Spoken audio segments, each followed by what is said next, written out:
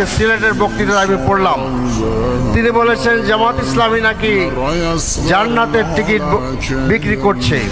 তা আমি এই জনসভায় আহ্বান জানাচ্ছি তাকে মেহরবানি করে এমন একটি উদাহরণ আমাদের সামনে পেশ করেন।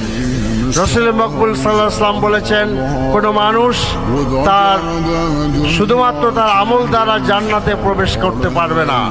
কাজেই জান্নাত নিয়ে এত ঠাট্টা মশকরা করা ঠিক নয়।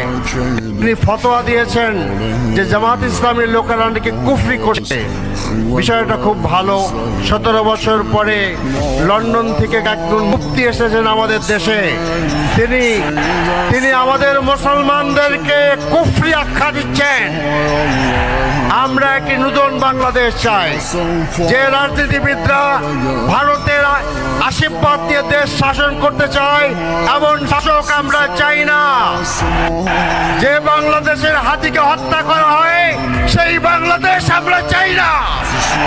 আমরা নতুন বাংলাদেশ চাই, যে বাংলাদেশের তরুণরা, যুবকরা, যুবতীরা সকলে মাথা উঁচু করে দাঁড়াবে। আপনারা নির্বাচনকে ভয় পান।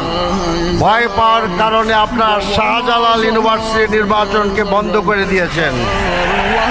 কাজে আসুন আমরা সকলে মিলে একটি নতুন বাংলাদেশ গড়ে তুলি, একটি স্বাধীন বাংলাদেশ গড়ে তুলি, একটি সার্বভৌম বাংলাদেশ গড়ে তুলি, একটি চাঁদাবাজ মুক্ত বাংলাদেশ গড়ে তুলি, একটি দখলবাজ মুক্ত বাংলাদেশ গড়ে তুলি, একটি স্বাবলম্বী বাংলাদেশ গড়ে তুলি।